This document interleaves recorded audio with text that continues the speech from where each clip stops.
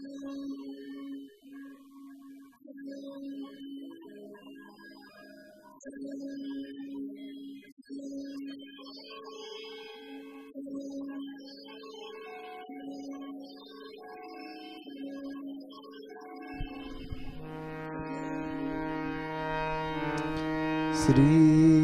गणेशाय नमः।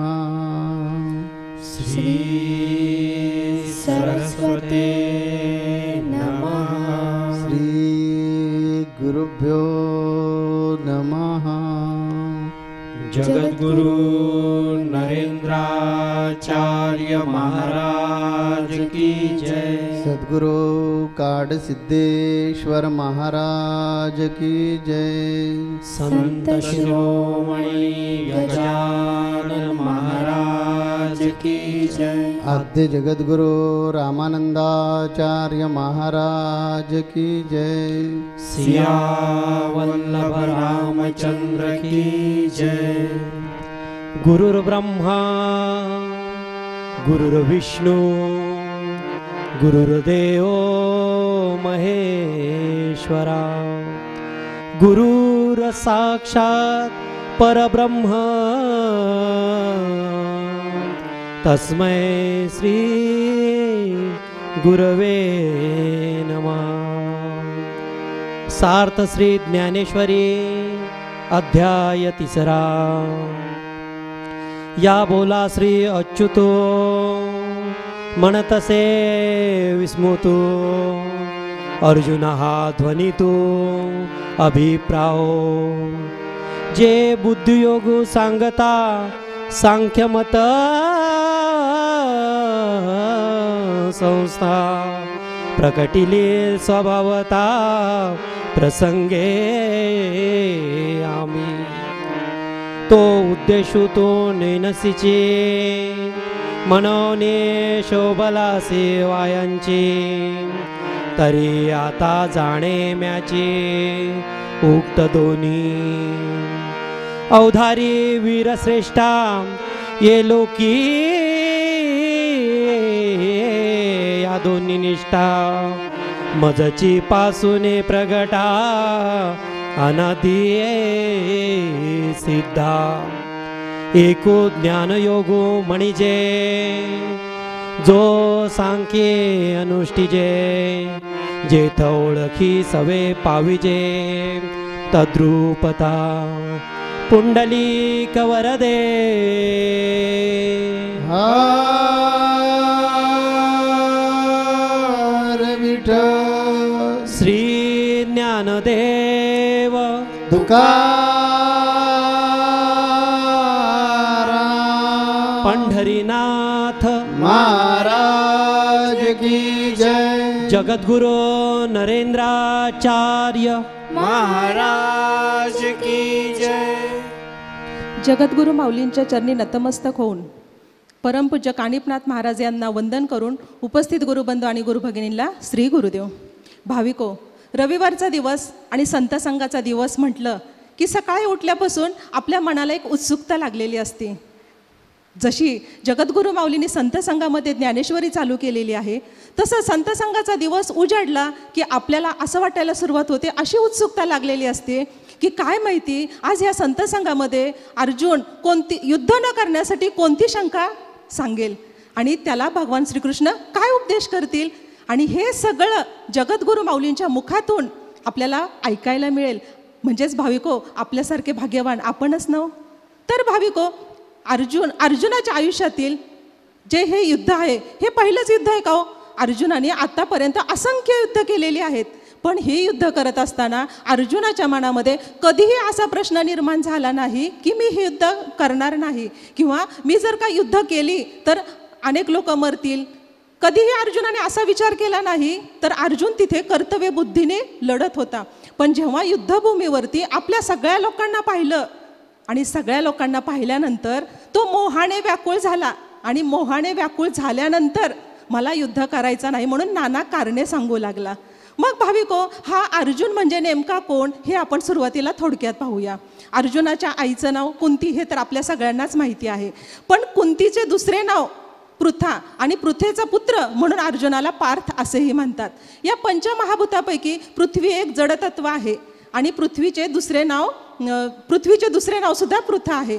म्हणजेच काय भाविको, की आपले शरीर सुद्धा एक जडतत्व आहे आणि ह्या जडतत्वातून म्हणजे ह्या देहातून जेव्हा आत्मतत्व निघतं किंवा आत्मा उतरतो तर तेव्हा ह्या देहाला सुद्धा पार्थिव असं म्हटलं जातं. म्हणजेच काय, की पृथ्वीसारख्या जडतत्वातून जन्मल्याला आपला जो देह आहे आणि ह्या देहाला ज्याची बुद्धी चिकटलेली आहे, देहबुद्धीमध्येच जो अडकलेला आहे तोच पार्थ. म्हणजेच काय, की तोच अर्जुन हा दुसरा तिसरा कोणीही नसून अर्जुन म्हणजे आपणच सगळेजण आहोत. अर्जुन हे आपल्या प्रापंचिक लोकांचं प्रतिनिधित्व करत आहे. मग आपण मागच्या संत संघामध्ये ऐकलेलं आहे, अर्जुन काय म्हणतो, अरे देवा तू किती कोड्यामध्ये बोलतोय आणि माझी संभ्रमित अवस्था तर तूच वाढवली आहे. एकदा सांगतो ज्ञानयोग श्रेष्ठ आहे, एकदा सांगतो कर्मयोग श्रेष्ठ आहे आणि असं हे सांगता सांगता माझ्या बुद्धीचा भ्रम आता इतका वाढलेला आहे की माझी तर पहिली संभ्रमित अवस्था झालेलीच आहे, परंतु तू आता असं काही कोड्यामध्ये बोलतोय की माझा संभ्रम अजूनच वाढत चाललाय. तर देवा आता तुझं कोड्यात बोलणं बास कर, बंद कर. आणि मी तर मंदमती आहे, मी तर संभ्रमित आहे आणि ह्या संभ्रमित अवस्थेने मला नेमकं काय निर्णय घ्यावा हे सुचत नाहीये. मग आता तुझा उपदेश करणं बंद कर आणि मला नेमकं आता काय करावं लागेल हे तू देवा अरे साध्या सरळ सोप्या भाषेत सांग ना मला, असं म्हणून अर्जुन त्याला देवाला विनवू लागलेला आहे. आणि अशा अर्जुनाला आता भगवान श्रीकृष्ण काय उपदेश करणार आहेत हे आज आपण आपल्या संत संघामध्ये ऐकूया. तर भाविको, भगवान श्रीकृष्ण काय म्हणतात, की अर्जुना अरे तू म्हणतोय ते बरोबर आहे, ज्ञानयोग आणि कर्मयोग हे दोन्ही मीच सांगितलेले आहेत आणि ह्या दोन्ही योगाने जे फळ मिळणार आहे किंवा ज्या फळाची प्राप्ती होणार आहे ते म्हणजे काय, आत्मसाक्षात्कार, स्वस्वरूपाची ओळख हेच मिळणार आहे. परंतु ह्या दोन्ही मार्गाने चालणारा जो साधक आहे तर ह्याच्या गतीमध्ये फरक आहे. कोणाची गती तीव्र आहे तर कोणाची गती मंद आहे आणि ह्या गतीमुळे तिथपर्यंत पोचायला उशीर लागत आहे, म्हणजे फळ प्राप्त करण्यासाठी उशीर लागत आहे. आणि ही गतीमध्ये फरक असल्यामुळे ह्या मार्गाने चालणारा जो साधक आहे त्यांना साधना जी आहे ती वेगवेगळी सांगितलेली आहे. मग ह्याच्यासाठी भगवान श्रीकृष्ण अर्जुनाला काय म्हणतात, की बाबा रे ह्या मार्गाने जो चालणार आहे, जो तीव्र गतीने चालतो म्हणजेच काय, जो पक्षाच्या गतीने चालतो, जो विहंगम गतीने चालतो, तर तो आपलं साध्य जे आहे तो जरा लवकर प्राप्त करतो. आणि दुसऱ्यासाठी भगवान श्रीकृष्ण म्हणतात की तो मुंगीच्या पावलाने म्हणजे पिपलिका गतीने जातो, तर त्याला काय होतं की थोडासा कालावधी लागतो. पण फळ काय होणार आहे, फळ दोघांना सुद्धा एकच प्राप्त होणार आहे. आता हे जरी सगळं सांगून झालं तरी जेव्हा भगवान श्रीकृष्ण अर्जुनाच्या चेहऱ्याकडे पाहतात तर त्यावेळेला भाविको अर्जुनाच्या चेहऱ्यावरती प्रश्नचिन्हच असतं, तरी अर्जुनाला ते समजत नाही. मग त्यावेळेला भगवान श्रीकृष्ण लक्षात येतं, भगवान श्रीकृष्णाच्या ह्याला किती जरी समजावलं तरी ह्याला काही समजत नाही. मग त्यावेळेला भगवान श्रीकृष्ण काय करतात, अर्जुनाला म्हणतात की अर्जुना बघ, हे समोर जे झाड आहे ना, ह्या झाडाला फळं लागलेली आहेत. मग आता पक्ष्याने जर का ठरवलं ह्या झाडाचं फळ मिळवायचं तर पक्षी काय करेल, एका उड्डाणामध्ये त्या फळापर्यंत पोचेल. पण जर का माणसाला हे फळ मिळवायचं झालं तर काय करावं लागेल रे त्याला, तर मग त्यावेळेला त्या माणसाला झाडावरती चढून एका फांदीवरून दुसऱ्या फांदीवरती पोचेपर्यंत त्या फळापर्यंत पोचायला त्याला उशीर हा निश्चित लागेल. म्हणजेच काय, त्या माणसाला सुद्धा फळ मिळणार आहे पण दोघांच्या गतीमध्ये फरक आहे. म्हणजे पक्षाच्या गतीने जो ज्ञानी आहे तो पक्षाच्या गतीने आत्मसाक्षात्कार करू शकतो, मिळवू शकतो. आणि जो कर्म करणारा साधक आहे तो आपल्या वर्णाश्रम धर्माप्रमाणे आपण जे काही कर्म करतो ते कर्म करत असताना कोणत्याही कशामध्येही न अडकता मी जे काही कर्म करतो ते बाबा परमेश्वराला अर्पण करून तोही त्या गतीपर्यंत पोचू शकतो, असे भगवान श्रीकृष्ण सांगतात. तर भाविक हो, आपण म्हणजे कसं, आपण प्रापंचिक लोक. एक मिनिट, असे दोन मार्ग आहेत अर्जुना, लक्षात घे. ज्ञानयोग आणि कर्मयोग. ज्ञानयोग म्हणजे बुद्धियोग समजा, आणि कर्मयोग म्हणजे नित्य कर्म करत असताना दिनचर्या करत वेदांनी जे सांगितलेलं आहे त्याप्रमाणे चालणे, ब्रह्मचर्य, त्यानंतर गृहस्थाश्रम, नंतर वानप्रस्थ, संन्यास, अशी वर्णाश्रम व्यवस्था समाजामध्ये आपल्या आहे. अशा व्यवस्थेतून हळूहळू जाऊन जात असताना त्याला मोक्ष मिळणार आहे.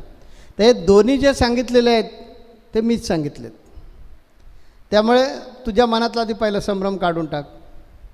हे दोन्ही योग एकाच ठिकाणी नेऊन पोचवणार आहेत आणि ते ठिकाण आहे मोक्ष, मुक्ती.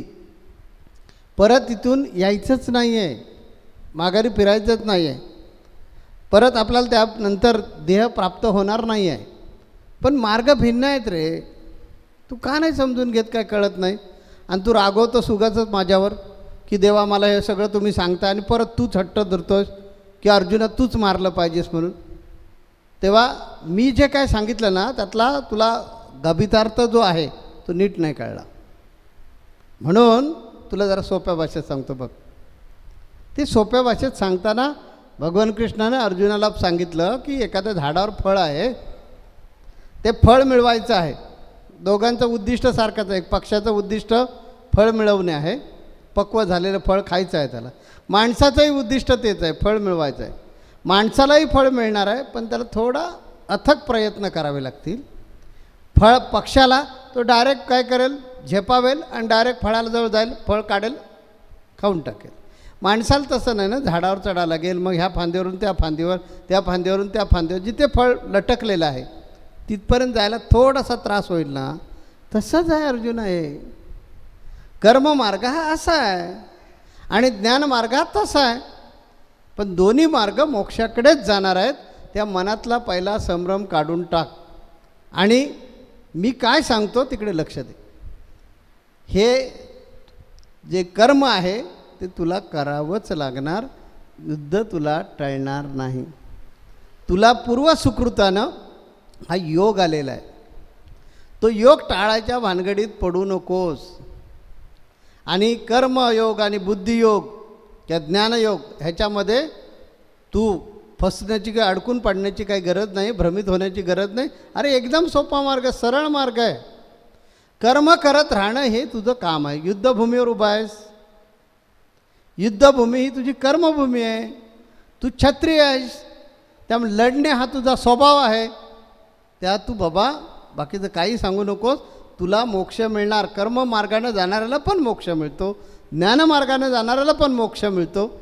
ज्ञानी माणूस पटकन आत्मसाक्षात्कारापर्यंत पोचतो. तसं कर्ममार्गाने जाणारा जो माणूस आहे त्यानं आपलं कर्म कुठलीही न टाळता तो पुढे चालत राहिला तर त्यालाही मोक्ष मिळणार आहे. तसं तुझं आता हे तू कर्म टाळलंस का, तर म्हणे मी मारतो म्हणून, माझ्यामुळे प्रचंड हानी होणार आहे. हा जो मी आहे हा मनातला तू तोपर्यंत काढून टाकत नाहीस आणि कर्मापासून तू दूर जात नाहीस तरच तुला मोक्ष मिळणार आहे. म्हणून आता तुला पळवाटा कुठल्याच मिळणार नाही आहे. तुझं पहिलं काम काय आहे, रणांगणावर तू उभा आहेस तर युद्ध खेळ. आणि युद्धामध्ये जो काय जय पराजय होईल त्याचा विचार करूच नकोस. तू त्याचा विचार करण्याची तुला काय गरज नाही. पण कर्म टाळू नकोस, कारण कर्ममार्गाने जाणारा जो आहे तो कर्ममार्गाने जाणारा सुद्धा मोक्षाचाच वाटेकरी होणार आहे. तात्पर्य तू सुद्धा मोक्षापर्यंत पोचणार आहेस. चला पुढे. श्री गुरुदेव माऊली. भाविको, की ज्या पद्धतीने अर्जुन युद्ध न करण्यासाठी नाना कारणं सांगत होता, अगदी त्याच पद्धतीने आपण प्रापंचिक लोक देवाकडे न येण्यासाठी, नामस्मरण न करण्यासाठी, संत संघाला न येण्यासाठी आपण विविध कारणं सांगत असतो. म्हणजेच काय, आपल्या प्रापंचिक लोकांना जेव्हा आता मी हे उदाहरण देईल ह्याच्यातून आपल्याला ही गोष्ट लक्षात येईल. एक आपण असं समजूया भाविको, की पुण्यावरून आपल्याला दिल्लीला जायचे. मग पुण्यावरून दिल्लीला जायचे तर जो माणूस पायी चालेल तर पायी चालणाऱ्या माणसाला किती कालावधी लागेल हे त्याच्या चालण्याच्या गतीनुसार अवलंबून आहे. पण त्या माणसाने हे लक्षात ठेवणं गरजेचं आहे की माझं ध्येय काय आहे. माझं ध्येय दिल्ली आहे, की मला दिल्लीला पोचायचंच आहे आणि मला दिल्लीला पोचायचंच आहे. आणि दुसरी गोष्ट म्हणजे त्यांनी सातत्य सोडता कामा नये. मग दुसरा माणूस मोटरसायकलने जाईल, तिसरी जी व्यक्ती आहे ती चारचाकी गाडीतून जाईल, पाचवी म्हणजे जी दुसरी नंतरची व्यक्ती असे असेल तर ती काय करेल, ट्रेनचा पण प्रवास करेल. मग ह्याच्यासाठी काय होईल भाविको, जो काही कालावधी आहे त्या त्या वाहनानुसार, त्या त्या सोयीनुसार तिथे पोचायला तो कालावधी लागणार आहे. आणि जर काय एखादी व्यक्ती विमानामध्ये बसली, विमानामध्ये बसून जर का तिला प्रवास करायचा असेल तर भाविको काय होईल, तर ती केवळ आणि केवळ 2 तासामध्येच दिल्लीला पोचेल. पण भाविको, आपण प्रापंचिक लोक आहोत. आपल्याला सगळ्यांना माहिती आहे की विमानामध्ये बसायचं म्हटलं की पैसे लागतात. बिना पैशाचं, ज्याच्याकडे पैसे आहेत तो विमानामध्ये बसू शकतो. मला ह्याच्यातून सांगायचं तात्पर्य एवढंच. नाही, वाहनामध्ये बसलेलं सगळ्यांनाच पैसे लागणार आहे. जरी गाडी तुमची असली तरी पेट्रोल भरावंच लागणार आहे. त्यामुळे खर्च हा येणारच अर्जुना, त्याला काळजी करण्याची काही गरज नाही आहे. तसं फक्त लवकर तो पोचेल. तू जर ठरवलंस की मला आत्मसाक्षात्कार मिळवायचा आहे, मला मोक्ष मिळवायचा आहे, आणि तू ज्ञानयोगीचा विचार केलास तर तुला पटकन शक्य आहे. पण तू आता आहेस कुठे? कर्मभूमीत आहेस. त्यामुळे तुला स्टेपनी जावं लागेल. तुझ्या मनामध्ये इतकं आता द्वंद्व निर्माण झालं की मला लगेच मोक्ष मिळाला पाहिजे, मुक्ती मिळाली पाहिजे, हे युद्ध काही नको आहे. हा देह नश्वर आहे, हा गेला तरी चालेल, परंतु मला ह्या चराचरामध्ये जो वसणार आहे त्याची भेट झाली पाहिजे, मला मोक्ष मिळाला पाहिजे. पण अर्जुना, विमानातनं गेला तरीसुद्धा खर्च आहेच ना. अरे ज्ञानयोगी जे आहेत किंवा ज्ञानमार्ग आहे हा सुद्धा इतका सोपा नाही आहे बाबा. वाटतं आपल्याला त्यानं पटकन फळ मिळालं, पण तो सुद्धा इतका सोपा नाही आहे. आणि आता तू ज्या कंडिशनमध्ये आहेस ती युद्धभूमी आहे. हे कुरुक्षेत्र आहे. या कुरुक्षेत्रासमोर तू उभा आहेस, की या कुरुक्षेत्रामध्ये तू उभा आहेस, आणि तुझ्यासमोर सगळे हे तुझे विरोधक, हे तुझ्या दृष्टीनं दुश्मन उभे आहेत. आणि त्यांचा पाडाव केल्याशिवाय तुला हे कर्माचा त्याग करून पळता येणार नाही. इथेही कष्ट आहेत. म्हणजे मोटरसायकलला पण खर्च येणार आहे आणि विमानाला पण खर्च येणार. दोन्ही ठिकाणी खर्च येणारच आहे. जरी मोटरसायकल आपली असली तर पेट्रोलचा कारखाना आपला नाही आहे. पेट्रोलची जी खण आहे ती आपली नाही आहे. त्याच्यासाठी पेट्रोल विकत घ्यावंच लागेल. तसं ज्ञानयोगी जे आहेत ते आत्मसाक्षात्कार पटकन मिळवतील खरा, पण त्याने किती त्याग करावा लागतो, पंचेंद्रियांवर किती अधिष्ठान असावं लागतं, तरच त्यांना ते शक्य होतं. स्थितप्रज्ञ किती व्हावं लागतं. आणि तू तर या कुरुक्षेत्रावर उभा राहिलायस आणि स्थितप्रज्ञ अवस्था तर सोडूनच गेले. तुझ्यातली वीरता तुला सोडून गेले. तू कायर झाला आहेस, तू भित्रा झालेला आहेस, तू गर्भगळीत झाला आहेस आणि सगळ्या पळवाटा शोधतो. ते हे सगळं डोक्यातलं काढून टाक आणि मी सांगतो तसं कर. काय कर? तुला युद्ध करावंच लागणार. त्यामुळे ते युद्ध करून भले त्या युद्धामध्ये तुला स्वतःचा देह गमवावा लागला तरी नक्की लक्षात ठेव, कर्म करता करता धरार्थी पडलास तरी तुला मोक्ष मिळणार आहे. आणि कर्म करता करता त्या युद्धामध्ये तुझा पराजय झाला तरीसुद्धा तुला काय होईल? मोक्ष मिळणार. पण कर्म करताना कुठल्याही प्रकारची अपेक्षा न धरता कर्म केलं पाहिजेस, तरच तुला मोक्ष मिळणार आहे. त्या हे 2 मार्ग जे आहेत ते मीच सांगितले, मी विचारपूर्वक सांगितले. तू त्यातला जो गाभा आहे तो विसरलास आणि त्यामुळे तुझ्या मनामध्ये भ्रम निर्माण झाला की हे कसं काय शक्य आहे का वगैरे वगैरे. ते काढून टाक सगळं आणि कर्म नीट कर. निरासक्त मनानं तू कर्म कर. युद्ध करणं हे तुझं काम आहे, ते कर. हळूहळू तुला विजय मिळेल त्याच्यामध्ये आणि तू मोक्षाकडे 100% जाणार. चला पुढे. श्री गुरुदेव माऊली. निष्काम कर्म करत असताना आपण ते उच्च ध्येयापर्यंत पोचू शकतो. हेच भगवान श्रीकृष्णाला अर्जुनाला हाच उपदेश करायचा आहे. भाविको, की निष्काम कर्म करून आपल्या स्वस्वरूपाची ओळख करणं म्हणजे करून घेणं. हे जर का सांगायचं म्हणलं, उदाहरणं जर का द्यायची म्हणलं, तर संतांची उदाहरणं आपल्या सगळ्यांना माहीत आहेत. आपण पोथीमधून, कीर्तनामधून, प्रवचनामधून अनेक संतांची, जसं तुकाराम महाराजांचा असू दे, ज्ञानेश्वर महाराज आहेत, जनाबाई आहे, अनेक संतांची उदाहरणं आपल्याला घेता येतील की त्यांनी पक्षाच्या गतीने आत्मसाक्षात्कार मिळवून तरीही कोणतंही कर्म सोडलं नाही आणि कोणतंही कर्म न सोडता जे काही कर्म केलं ते ईश्वराला अर्पण करून समाजाची सेवाच केलेली आहे. आता ही उदाहरणं तर असंख्य आहेत, भरपूर आहेत. पण भाविको, इथं उदाहरण द्यायचं म्हटलं तर जे मी अनुभवलेलं आहे त्या संतांना मी फक्त ऐकलेलं आहे, पण मी त्यांना पाहिलेलं नाही. पण इथे जर का उदाहरण द्यायचं म्हणलं तर मला याची देहा याची डोळा, मी जे पाहिलेलं आहे, जे अनुभवलेलं आहे, अशा संतांचं मला उदाहरण द्यायला आवडेल. आणि अशा आत्मसाक्षात्कारी संत जर कमी म्हणलं तर माझ्यासाठी आणि आपल्या सगळ्यांसाठी आपली जगद्गुरू माऊली आहे. की बघा भाविको, आपण जसं नाणीजला येतो प्रपंचातून आपला कालावधी काढतो, वेळ काढतो आणि आपण आपल्या गुरुमाऊलींकडे येतो. अगदी त्याच पद्धतीनं जगद्गुरू माऊलीसुद्धा प्रपंच करत असताना, नोकरी करत असताना बाप्पांच्या मठामध्ये शनिवार रविवारची सुट्टी असली की बाप्पांकडे बाप्पांच्या मठामध्ये जायचे आणि बाप्पांच्या मठामध्ये जात असताना तिथं सेवा करायचे. एक दिवशी बाप्पांनी त्यांना विचारलं माऊलींना की काय करतो म्हणून. तर त्यावेळेला जगद्गुरू माऊलींनी सांगितलं की मी नोकरी करतो. तर त्यावेळेला बाप्पांनी सांगितलं की नोकरीचा राजीनामा दे. मग त्यावेळेला जगद्गुरू माऊलींनी असा विचार केला नाही की आता माझ्या प्रपंचाचं काय होईल, माझ्या बायकोचं काय होईल, माझ्या मुलाचं काय होईल. म्हणजे प्रपंचामध्ये कसल्याही ह्यांनी न अडकता गुरु वाक्य मंत्र मूलम ह्या पद्धतीने जगद्गुरू माऊलींनी आपल्या गुरूंचं ऐकलं आणि आज जगद्गुरू माऊली कोणत्या म्हणजे सर्वोच्च उच्च पदावरती विराजमान आहेत हे आपण सगळेजण अनुभवतोय. मग भाविको की जगद्गुरू माऊलींनी अगदी 3 महिन्यामध्ये पक्षाच्या गतीने आत्मसाक्षात्कार मिळवलेला आहे. मग जगद्गुरू माऊलीने असा विचार केला का हो, आता मला तर सगळं काही प्राप्त झालेलं आहे, ईश्वराची मी प्राप्ती करून घेतलेली आहे, मग आता मला कर्म करायलाच नको, मी त्या ईश्वराला जर मिळवलेलं आहे तर आता मला कर्म ते काय शिल्लक राहिलं. पण भाविको जगद्गुरू माऊलीने असा कोणताही विचार न करता जगद्गुरू माऊली आजपर्यंत जे काही कार्य करतायत ते केवळ आणि केवळ आपल्यासाठीच करतायत. पण आपल्यासाठी करत असताना आपण कधीतरी जगद्गुरू माऊलींच्या मुखातून असं ऐकलंय का हो, मी हे करतो, समस्या मार्गदर्शन करतो, मी तुमच्यासाठी करतो, म्हणजेच काय निष्काम कर्मयोग. त्याच्यामध्ये अडकायचंच नाही. प्रवचन आणि दर्शन सोहळे होतात, त्या प्रवचन आणि दर्शन सोहळ्यामध्ये सामाजिक उपक्रम केले जातात. मग सामाजिक उपक्रमामध्ये विविध यंत्राची उपकरणांची वाटप असते. पण जगद्गुरू माऊली असे कधी म्हणतात का की ज्यांना ते मिळालेलं असतं त्यांना अहो माझ्यामुळं तर तुम्हाला मिळालेलं आहे, असा कधी भाव आहे का, कधी आपल्याला पाहायला मिळाले का. आणि जेव्हा आपण जगद्गुरू माऊलींकडे समस्या घेऊन येत असतो किंवा समस्या घेऊन नाणीजला येतो, आता समस्या घेऊन नाणीजला येतो म्हटलं की भाविक हे तर आपल्या सगळ्यांच्या असं वाटतं हे उदाहरण म्हणजे माझंच आहे.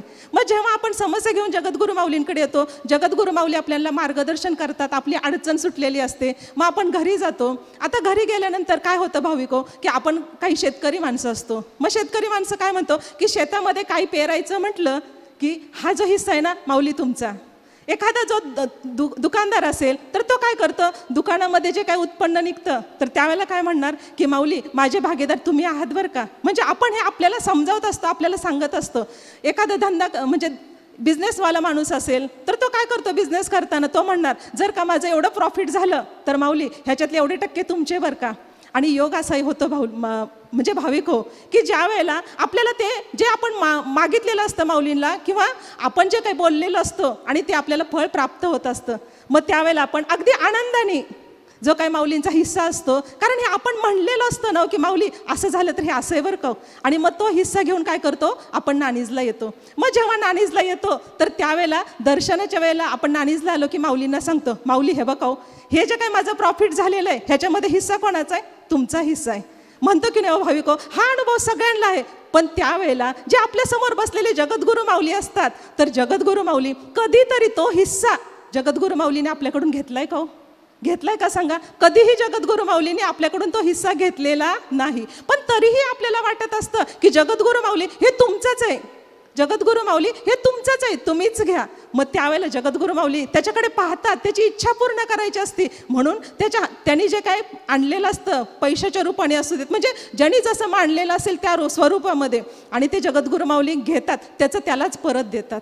ह्याचा अनुभव भाविक आपल्याला आहे की नाही. म्हणजे सांगायचं तात्पर्य काय, जगद्गुरू माऊली प्रपंच करत असताना आपल्याला कशामध्ये अडकलेले दिसत नाहीत. जशी भाविको की अर्जुनाची जशी दुविधा झालेली आहे आणि भगवान श्रीकृष्ण अर्जुनाला सांगतायत की कर्म करत असताना बाबा कर्मामध्ये तू अडकू नको, अगदी त्याच पद्धतीनं आपण सुद्धा प्रापंचिक लोक आहोत. जसं भगवान श्रीकृष्ण वेळोवेळी अर्जुनाची दुविधा दूर करतायत, अगदी त्याच पद्धतीनं जगद्गुरू माऊली सुद्धा वेळोवेळी संत संघाच्या माध्यमातून जगद्गुरू माऊलींना आपली दुविधा तर दूर करायची आहे. मनामध्ये असंख्य प्रश्न आहेत, मनामध्ये असंख्य वादळ आहेत. नक्की आम्हाला प्रपंच करावा का परमार्थ करावा हे समजत नाही, कोणतं कर्म करावं. आणि मग जसं तुकडोजी महाराजांना लोक विचारत होते ना की सांगा मी काय करू, भक्ती करू का पोट भरू. हे वेळोवेळी तेव्हा तुकडोजी महाराज काय म्हणले होते की भक्ती करून जो पोट भरेल तुकड्या म्हणे त्याला मोक्ष मिळेल. जसं त्याच पद्धतीने जगद्गुरू माऊली पण काय म्हणतात आपल्याला की तुम्ही संत संघाला या, संत संघाला या. संत संघामध्ये जे जे आपल्या जीवनाचं अज्ञान आहे, जे जीवनाचं अज्ञान आहे ते अज्ञान मला दूर करायचं आहे. त्याच्यासाठी भाविको, माझ्या लेकरांनो, माझ्या भक्तांनो, संत संघाला या. ह्या संत संघाच्या माध्यमातून आपल्या मनामध्ये जे काही प्रश्न आहेत, जसे अर्जुनाला असंख्य प्रश्न आहेत अर्जुनाच्या मनामध्ये. अर्जुन म्हणजे नेमका कोण आहे हो? अर्जुन म्हणजे आपण तर आहोत. आपल्याच रूपाने, जसं आपल्याच रूपाला भगवान श्रीकृष्ण अर्जुनाला उपदेश करतायत, अगदी त्याच पद्धतीने जगद्गुरू माऊलींना आपल्या सगळ्यांना उपदेश करायचा असतो. आणि म्हणून जगद्गुरू माऊली संत संघामध्ये आपल्याला बोलवत असतात, आपल्याला या म्हणत असतात. जसं अर्जुनाला भगवान श्रीकृष्ण वेळोवेळी उपदेश करतायत, भगवान कृष्ण वेळोवेळी सांगताना काय सांगतात माहिती आहे का? की हे बघ अर्जुना, तुला पटो न पटो, तुला वाटतं की मी हे युद्ध टाळेन आणि मी नाही करणार. तू कर्माचा त्याग केलास तर रणांगणावर उभा आहेस, तुझे डोळे त्यांना बघायचे सोडून देणार आहेत का? तुझे कान हे ऐकायचं बंद करणार आहेत का? समजूया थोडा वेळ तुला नाही कर्म करायचं, तर हे जे समोर चित्र दिसतंय हे तू थांबवू शकतोस का? हे तुझ्या हातात आहे का? म्हणजे किती देवानं परोपरीने सांगितलं बघा. नाही थांबवू शकत.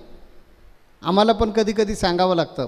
काही काही लोक इतका हट्ट धरून बसतात, नाही माझं हे काम झालं नाही तर मी भक्तीपासूनच बाजूला होऊन जाईल, मी अमुक करेन तमुक करेन, हा माझा प्रसंग आलाच नाही पाहिजे. अरे हा पूर्वसुकृताचा दोरा आहे बाबा, त्यामुळे तो प्रसंग येणारच. आणि मग मी भक्ती सोडून देईन, ठीक आहे भक्ती सोडलीस म्हणून प्रसंग थांबणार आहे का? त्या प्रसंगापासून निर्माण होणारा जो काय त्रास आहे तो तू टाळू शकणार आहेस का? ठीक आहे थोडा वेळ आपण समजून जाऊया, भक्ती बंद केली. भक्ती बंद का करणार? तर मला हा त्रास नको म्हणून. मग भक्ती बंद करून त्रास कमी होणार का? नाही होणार त्रास कमी. का? तर तो मागच्या जन्माचा भोग आहे. तसं अर्जुना, तुझा ह्या जन्मातला तू किती युद्ध केलीस? असंख्य युद्ध केलीस. आजच का भ्रमित झालास? या कुरुक्षेत्रावरच भ्रमित होण्याची तुला का वेळ आली? तर हे ठरलेलं आहे अगोदरच की हे नीती अनितीचं युद्ध आहे आणि ते तुझ्या करवीच होणार आहे. त्याचं मुख्य पात्र तू आहेस. त्या तू जरी म्हणालास की मी कर्माचा त्याग करेन, ते सगळं पोकळ आहे, म्हणण्यापुरतं आहे. तू त्याच्यामध्ये ओढला जाणार, तुला युद्ध करावं लागणार आणि तुझी त्याच्यातून सुटका नाही. पण तू ज्यावेळी जबरदस्तीनं त्याच्यामध्ये खेचला जाशील, ओढला जाशील आणि तुला मजबुरी म्हणून युद्ध करावं लागेल, तेव्हा त्याचं फळ तुला मिळणार नाही. आणि मग मात्र तू पापाला वाटेकरी होशील. म्हणून लक्षात घे की ज्ञानी माणसासारखं तू जो अपेक्षा धरतोयस की ते बघा ज्ञानी लोक मुक्त झाले, मोक्ष मिळवला, तसं मला मिळवायचं, मला हे युद्धबिद्ध काय करायचं नाही. भगवंता मी तुझा मित्र आहे, मी तुझा सखा आहे, मी तुझा भक्त आहे, मी तुझी भक्ती करतो, मला तुझ्या चरणाजवळ राहू दे, हे बोलण्यापुरतं ठीक आहे अर्जुना. तुझं जे नित्य कर्म आहे, आता जे तुझ्या समोर कर्म नियतीनं मांडून ठेवलेलं आहे ते तुला करावंच लागणार. जय मल्हारमध्ये पण बघा भगवान मल्हार काय सांगतात नेहमी, त्या बानूला सांगतात, त्या पार्वतीला सांगतात, म्हाळसाईला सांगतात की हे नियतीची योजना आहे, महानियतीची योजना आहे म्हणून म्हणतात बघा. सिरियलमध्ये आपण ऐकतो तेच इथे भगवान कृष्णाने अर्जुनाला सांगितलं आहे की तू काहीही केलंस तर युद्ध टळणार नाही. तुला कुठल्याही परिस्थितीमध्ये युद्ध करावं लागेल. तेव्हा हा जो आता माझ्यासमोर प्रश्न निर्माण करून मला कोड्यात पकडायचा जो प्रयत्न करतो तो वृथा आहे, व्यर्थ आहे, सोडून दे. आणि तू जी अपेक्षा करतोयस ना की तुम्ही जे सांगितलं कर्म मार्ग, ह्या कर्ममार्गानं मोक्षापर्यंत जाता येतं म्हणून तुला युद्ध करावं लागेल आणि युद्धामध्ये तुला जिंकून पुढे जावं लागेल, ते देवा मला हे कर्म मार्ग पसंत नाही, मला ज्ञानमार्गानं जायचं. ज्ञानमार्गानं पण मोक्ष मिळतो ना, तिकडे जायचं. ते अर्जुन लक्षात ये, दोन्ही मार्ग माझेच आहेत, दोन्ही मार्गाचे हे संप्रदाय मीच निर्माण केले आहेत अगदी अनादिकालापासून. हे अगदी अनादिकालापासून सुरू झालेला आहे प्रकार. तेव्हा तुला ह्याच्यातून सुटका नाही आहे, तुला युद्ध खेळावं लागणारच आहे. मला याच्यातून एवढंच सांगायचं सर्वांना, संत संघाला बसलेत त्यांना, भक्ती करणं हे तुमचं कर्म आहे. ज्या अर्थी तुम्ही माझ्याशी जोडले गेलेले आहात याचा अर्थच असा आहे, ते तुम्हाला मी नाही आणलेलं आहे ना तुम्ही आलेले आहात. हा कर्माचा दोरा उगवलेला आहे, म्हणून आपण संत संघाला येतो. तर नित्यनेमानं संत संघ करणं, नित्यनेमानं संत संघामध्ये सहभागी होणं आणि संत संघामध्ये जो काय बोध होतो तो बोधाचा आपल्या जीवनावर परिणाम करून, सकारात्मक परिणाम करून घेणं हे आजचं तुमचं कर्तव्य आहे. जीवनामध्ये प्रसंग येणार, काही आनंदाचे प्रसंग येतील, तेव्हा मला आता वेळ कुठे आहे. काही जणांकडे बघा प्रचंड पैसा येऊ लागला की त्याला सारखं पळत राहावं लागतं. तो म्हणतो स्वामी अरे हल्ली येत का नाही संत संघाला? नाही, काय झालं हल्ली व्यापच इतका वाढला ना, वेळच मिळत नाही. लक्षात घे, सुकृताच्या भाग्यामुळे तुला आज 4 पैसे किंवा धनसंपत्ती मिळते आणि त्यामध्ये तू स्वतःला व्यस्त करून घेतोयस आणि फार माझ्यापासून लांब चाललेलं आहेस. तुझं त्यातूनही कर्म आहे, त्यातूनही तुझं कर्तव्य आहे. कितीही मोठा झालास तरीसुद्धा मुळाला विसरायचं नाही. की इथं येऊ लागलो म्हणून भरकटलेली गाडी व्यवस्थित झालेली आहे. मग ही व्यवस्थित गाडी रस्त्यावरून चालली पाहिजे, तर मनाचा ब्रेक लावून लावून गाडीला कंट्रोल केली पाहिजे. आठवड्यातला 1 तास 10 मिनटं स्वामींसाठी राखून ठेवली पाहिजे. आणि आपण कितीही कामाच्या व्यापामध्ये व्यस्त असलो तरी आलंच पाहिजे. ज्यांच्या जीवनामध्ये हे सगळं करत असताना शूद्र सैन्य लागलेलं आहे पाठीमागे, की शुक्ल काष्ट पाठीमागे लागलेले आहेत, त्यांच्या मनामध्ये येतं की भक्ती करून काय उपयोग आहे, कशाला भक्ती करायची, एवढा प्रचंड प्रसंग येतात मग भक्ती करायचीच नाही.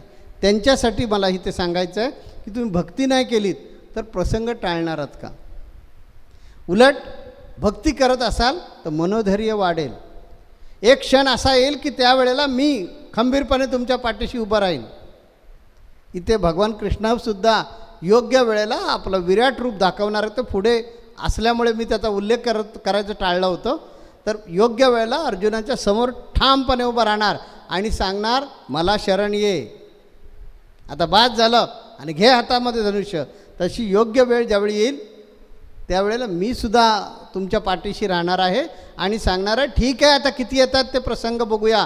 आतापर्यंत तू एकटा लढत होतास, आता आपण दोघे लढू. पण संत संघ कधीच चुकवू नका. माझा संदेश कायम लक्षात घ्या. तुम्ही मला भक्ती द्या, मी तुम्हाला स्थैर्य देईन.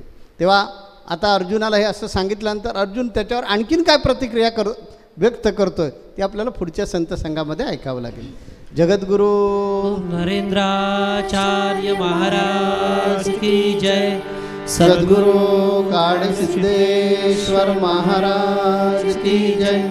संत शिरोमणी गजानन महाराज की जय.